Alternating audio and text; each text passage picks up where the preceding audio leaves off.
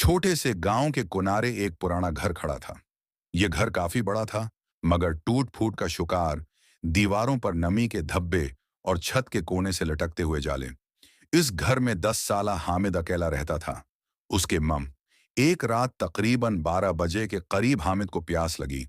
वो आहिस्ता आहिस्ता अंधेरों में टटोलता हुआ बावर्ची खाने की तरफ गया। कमरे से गुजरते हुए उसने एक सर्द हुआ का झोंका महसूस किया। खिड़कियां बंद थीं, मगर फिर भी हुआ का झोंका उसके कानों में सरसराहट पैदा कर गया। पानी का गिलास भरकर जैसे ही उसने घूंट लिया, अचानक उसे ऐसा लगा कि कोई उसके पीछे खड़ा है।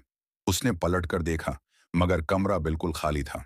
हामिद ने खुद को तसल्ली दी और वापस बस्तर पर जाकर सो गया। अगली रात वही वक्त था। हामिद की आंख खुल गई, मगर इस बार उसने कुछ और सुना। कमरे के कोने से हल्की सी सरगोशी की आवाज आ रही थी, जैसे कोई मध्यम लहजे में उसका नाम ले रहा हो। वो कपकपा गया। उसने कान लपेट लिए, मगर आवाज रखने के बजाय मजीद वाजे होती गई। उसने हौसला करके कोने की तरफ नजर दौड़ाई। वहां कुछ न था, सिर्फ अंधेरा। लेकिन अंधेरे के बीच उसे दो सरख जलती आंखें दिखाई दें, जो लम्हा भर को चमकें और फिर गायब हो गईं। अब हामिद को यकीन हो गया कि इस घर में कुछ है। अगले दिन उसने गांव के चंद लोगों से बात की, मगर सबने कहा कि यह उसका वहम है। एक बुजुर्ग ने हल्की आवाज में कहा, बेटा, ये घर कभी आबाद नहीं रह सका। पहले भी जो यहां रहने आया था, ज्यादा दिन जिंदा नहीं रहा।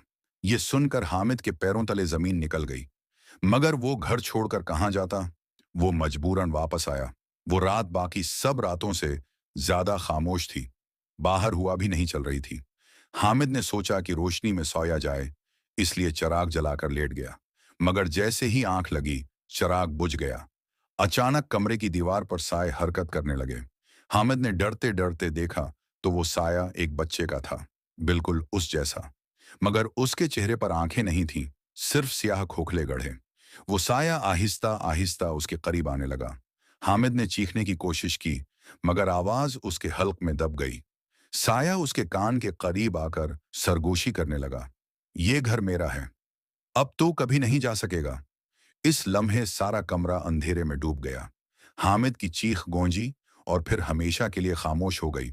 अगले दिन गांव वाले जब उस घर में दाखिल हुए, तो सिर्फ उसका खाली बस्तर और ठंडी हुआ का झोंका मिला। मगर दीवार पर एक नए बच्चे के साए का निशान मौजूद था। ऐसा साया जिसका चेहरा बिल्कुल हामिद से मिलता जुलता था।